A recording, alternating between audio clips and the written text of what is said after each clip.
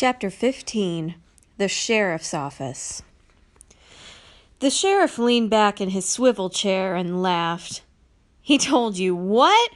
He said, "What?" He laughed so hard he started wheezing. "Listen, little missy, I know Buck.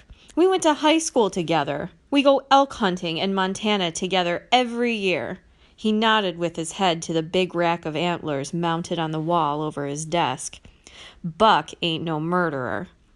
He leaned over and scratched his dog, a black lab, behind the ears. "He doesn't seem to have any trouble killing elk," she muttered. "What's that?" Francie eyed the rack. "What kind of a gun do you have to kill one of those things?" she asked.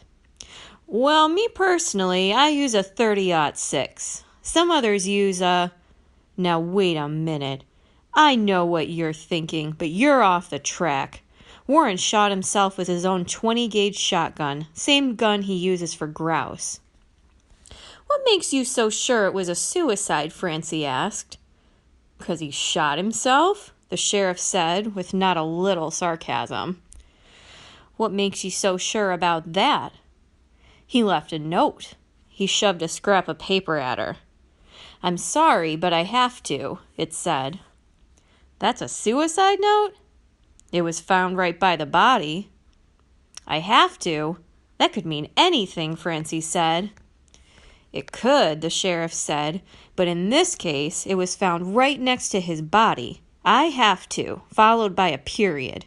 Maybe that's all he had to say." "It's so vague. Why wasn't he more specific? Like, 'I'm sorry, but I have to shoot myself in the head'?" "I don't know. It could just mean anything. 'Sorry, I have to go to town, back soon.' 'Sorry, I have to bail the boat.' 'Sorry, I have to run over to Ginger's to fix her pump,' which is what he told her he was going to do yesterday." Warren was a man of few words. "Obviously. But was he also a man of no punctuation? Look, that's not a period, that's a blood spatter. See, look at the reverse of the page. There's no indentation, and he didn't sign it." "Looks like a suicide note to me."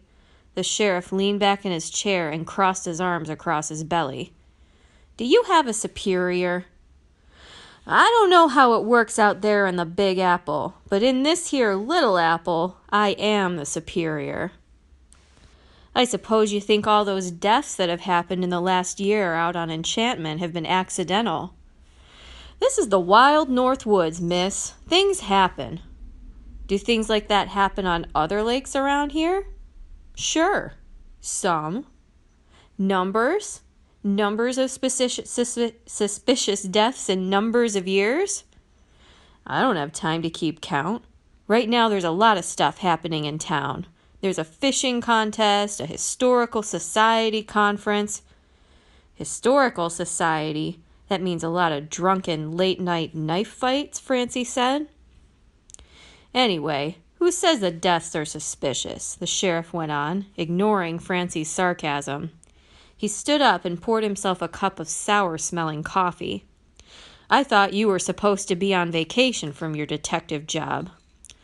"Oh, crikey," Francie thought. "Even he thinks I'm a detective."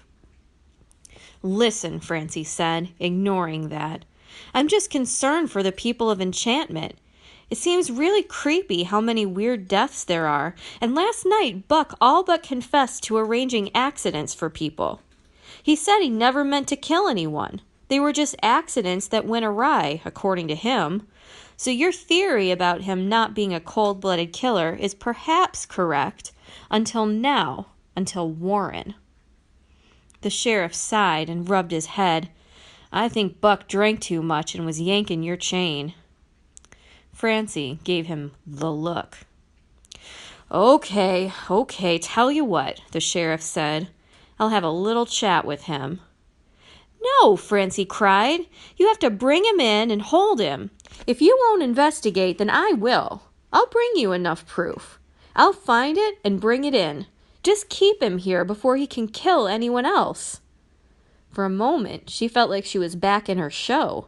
She almost remembered the stage directions for that little speech. There's such a thing as jurisdiction, you know, the sheriff said. If you tell him I talked to you, I might be the next victim. Don't you think you're being a little paranoid? Listen here now. I know how to use the internet. I don't see where your name is listed as a detective anywhere. Suddenly, something kicked in. Francie had trained as an actor. Why not use it? The sheriff was treating her like a kid, and so would everyone else if they knew she wasn't really a detective.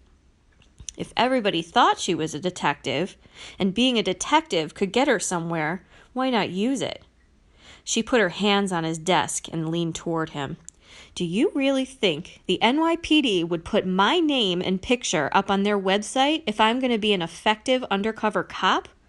I don't know how it works here in this little apple, but out there in the Big Apple, we don't broadcast that we're undercover cops. Kind of defeats the purpose, you know what I'm saying? Now you listen. If I turn up dead in your jurisdiction, Sheriff... Here she made a show of reading the nameplate on his desk.